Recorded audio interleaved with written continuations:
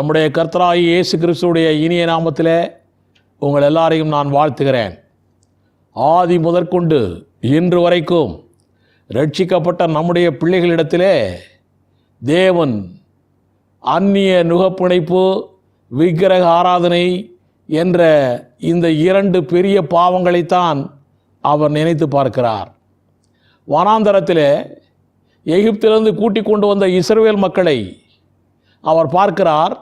அந்த மக்கள் அங்கே வனாந்தரத்தில் விபச்சாரம் பண்ணுகிறார்கள், வேசித்தனம் பண்ணுகிறார்கள், கொலை, கொள்ளை, பொய், திருடு, ஏமாற்று வேலைகள்லாம் பண்ணி கொண்டிருக்கிறார்கள். சபை கூடி வருதலை விட்டுவிடாமல் இருக்க வேண்டும் என்ற சட்டத்தை மீறுகிறார்கள். நியாயப்பிரமாணத்தை விட்டு விலகிவிட்டார்கள். இப்படி பல பாவங்கள் அந்த இஸ்ரேல் மக்கள் செய்து கொண்டிருக்கிறார்கள். ஆனாலும் ஆண்டவர் அந்த பாவங்களை பற்றியெல்லாம் அதிகமாய் கரிசனை கொள்ளாமல் அந்நிய நுகப்பிணைப்பு, விக்கிரக ஆராதனை என்ற அந்த இரண்டு பாவங்களின் மேலே தான் அவருக்கு தேவ கோபாக்கினை வந்து சேர்கிறது. ஏன்? இவை இரண்டும் நம்முடைய தேவன் மேலே ஏவப்படுகிற பர்சனல் அட்டாக். எப்படி? விக்கிரக ஆராதனையை பற்றி அவரே கற்பலைகளே எழுதி கொடுத்தாரே சீனாய் மலையில், அதில் எழுதி கொடுத்திருக்கிறார், நானே தேவன், என்னை அன்றி வேறே தேவன் இல்லை, எனக்கு ஈடாய் எதையும் உருவாக்காதே, நமஸ்கரிக்காதே என்று சொல்லியிருக்கிறார். இந்த ஒரே தேவனை விசுவாசிக்காமல் அந்த மக்கள் கன்று குட்டியை தெய்வமாக்கினார்கள், அந்நிய தெய்வங்களை வணங்கினார்கள். அவருக்கு பயங்கர கோபமாகிவிட்டது. புதிய ஏற்பாட்டிலே கூட பவுல் அப்போஸ்தலன் ரோமர் 1 அதிகாரம் 23, 24 வசனங்களிலே இதே கருத்தை தான் சொல்லுகிறார். எண்ணாகமம் 20 அதிகாரம் 12 வசனத்தை படித்தீர்கள் என்றால் உங்களுக்கு தெரியும். இஸ்ரவேலர்கள் மத்தியிலே தேவன் மோசேயிடம் சொன்னார், நீ இப்பொழுது அந்த பாறையை அடிக்காதே, தண்ணீருக்காக பாறைக்கு முன்னாலே நின்று பேசு என்று சொன்னார்.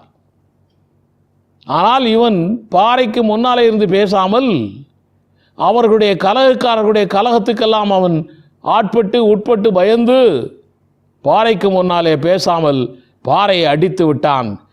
முதல் முறை அடித்தான், தண்ணீர் வரவில்லை. இரண்டாம் முறை அடித்தான், தண்ணீர் வந்தது. ஆனாலும் அவனுக்கு மனசிலே உணர்வில்லை. தேவனுக்கு அவன் மேல் கோபம் வந்தது. காரணம் என்ன தெரியுமா? இஸ்ரவேலர்கள் மத்தியிலே தன்னை ஒரு வித்தியாசமான தேவன் என்று காட்ட வேண்டும் என்று மோசேக்கு தேவன் விரும்பினார்.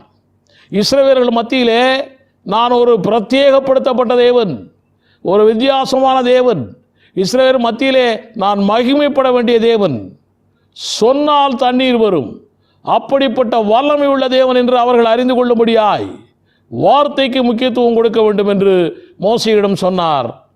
அதை அவன் கேட்கவில்லை. ஆக இதிலிருந்து என்ன தெரிகிறது? தேவன் எப்பொழுதுமே தன்னை ஒரு வித்தியாசமான பிரத்யேகம் பண்ணப்பட்ட செட் அப்பார்ட் ஒரு தேவனாகவே இந்த உலகத்திலே இஸ்ரவேல் மத்தியிலே காட்டிக்கொள்ள விரும்பினார். இன்றைக்கும் அதே நிலையில் தான் இருக்கிறார். இந்த ஒரே பாவத்திற்காக, அந்த பாவத்திற்கு அவன் மன்னிப்பு கேட்காமல் இருந்ததினாலே கானான் போக வேண்டும் என்று எகிப்திலே வந்தும் கூட, 40 ஆண்டுகளாய் வனாந்தரத்திலே அவன் நடந்து வந்தும் கூட, அற்புதங்கள் அதிசயங்களை செய்தும் கூட கானானுக்கு போக முடியவில்லை. இன்றைக்கு தற்கால கிறிஸ்தவ வட்டாரத்திலே விக்கிரக ஆராதனை பெருகி கொண்டிருக்கிறது. ஈனை சிலுவை விக்கிரகமாய் மாறிக்கொண்டிருக்கிறது. பல மனித உருவங்கள் இயேசு என்று போட்டோக்களாக, சிலைகளாக மாறுகின்றன. பல பேர் சினிமா நடிகர்களுடைய போட்டோ இயேசுவாக வெளிவந்து கொண்டிருக்கிறது. புறா என்ற பறவை பரிசுத்த ஆவியாக சபைகளிலே காட்சியளிக்கின்றன. பொருளாசை, உலக சிநேகம் இதெல்லாம் விக்கிரகமாய் மாறிக்கொண்டிருக்கிறது. முரட்டாட்டம் விக்கிரகமாய் மாறிக்கொண்டிருக்கிறது. பக்தியிலும் ஆராதனையிலும் விக்கிரக வணக்கம்தான் இன்றைக்கு கிறிஸ்தவ வட்டாரத்திலே தலை தூக்கி நிற்கிறது. தேவனுக்கு சமமாகவோ தேவனுக்கு மேலாகவோ எதை வைத்தாலும் அது விக்கிரக ஆராதனை தான் என்று இந்த கிறிஸ்தவ மக்களுக்கு சரியாய் புரியவில்லை. இரண்டாவது காரியம், தேவன் வெறுக்கிற காரியம் அந்நிய நுகப்பிணைப்பு. மத்தேயு 11 அதிகாரம் 30 வசனம் வாசித்தோம் என்றால், என் நுகம் மெதுவாயும் என் சுமை லகுவாயும் இருக்கிறது என்றார். இயேசுடைய நுகம் மெதுவாய் இருக்கிறது, லகுவாய் இருக்கிறது என்று சொல்லுகிறார். இயேசுவின் நுகம் என்றால் இயேசுடைய வார்த்தை, இயேசு தருகிற வார்த்தை. இந்த நுகத்தை, இந்த வார்த்தையை விட்டுவிட்டு வேறு நுகங்களில் பிணைவது தேவன் வெறுப்பதாகும். ஆன்மீக நுகப்பிணைப்பு 2 காரியங்களில் பிரதானமாய் தோன்றுகிறது என்று வேதம் சொல்லுகிறது. ஒன்று, திருமண விஷயத்தில் 2 கொரிந்தியர் 6:14 சொல்லுகிறது, அந்நிய நுகத்திலே அவிசுவாசிகளுடன் பிணைக்கப்படாது இருப்பீர்களாக. நீதிக்கும் அநீதிக்கும் சம்பந்தம் ஏது? ஒளிக்கும் இருளுக்கும் ஐக்கியம் ஏது என்று சொல்லப்பட்டிருக்கிறது. ஆக திருமண விஷயத்திலே அந்நிய நுகப்பிணைப்பு கூடாது என்று தேவன் விரும்புகிறார். 2வது காரியம், ஊழிய விஷயத்திலும் அந்நிய நுகப்பிணைப்பு இருக்கக்கூடாது. யாத்திராகமம் 4:24 முதல் 26 வாசித்தால், மோசே ஊழியத்துக்காக கிளம்பி வருகிறான். வருகிற வழியிலே இரவிலே தங்குகிறான். தங்குகிற இடத்திலே மோசேயை தேவன் கொல்ல பார்க்கிறார். தேவன் கொல்ல பார்க்கிறார் என்ற உடனேயே மோசேயுடைய மனைவி சிப்போராள் தன் மகனுடைய நுனித்தோலை வெட்டி அதை எடுத்து அங்கே தன்னுடைய கணவனுக்கு முன்னாலே எரிந்து, இரத்த சம்பந்தமான புருஷன் நீ என்று சொல்லுகிறாள். இதிலிருந்து என்ன தெரிகிறது? இதுவரைக்கும் ஏனோதான புருஷன் மனைவியாக இருந்தார்கள்.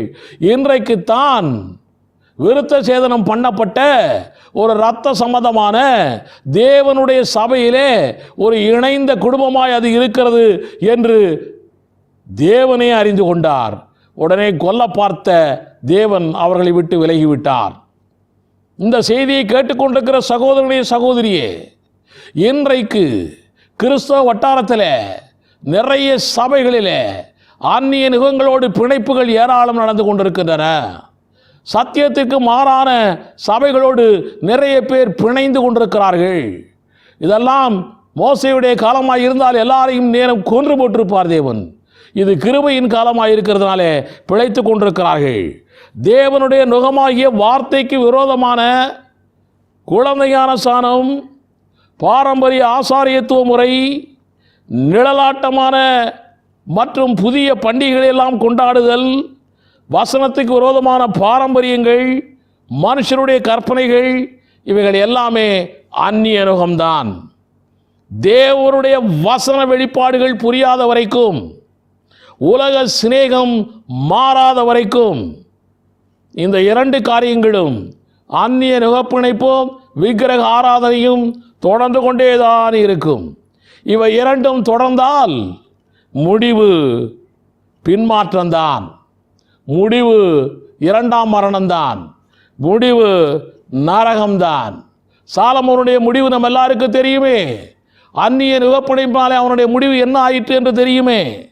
ஏசாயா 8:20 சொல்லுகிறது, வேதத்தையும் சாட்சியாகமத்தையும் கவனிக்க வேண்டும். இந்த வார்த்தையின்படியே சொல்லாவிட்டால் அவர்களுக்கு விடியற் காலத்து வெளிச்சமில்லை என்று சொல்லப்பட்டிருக்கிறது. இந்த வசனத்தின்படி வேத வசனத்தையோ அதிலுள்ள சாட்சிகளையும் நாம் தியானிக்க வேண்டும். அதை அப்படியே கிரியைகளிலே காட்ட வேண்டும். அப்பொழுதுதான் அந்நிய நுகப்பிணைப்பு, விக்கிரக ஆராதனை என்ற இந்த பெரிய பாவம் தேவனுடைய பார்வையிலே இல்லாமல் போகும். நாம் எல்லாரும் பரலோகத்துக்கு சொந்தக்காரர்களாய் மாறுவோம். ஆமென்.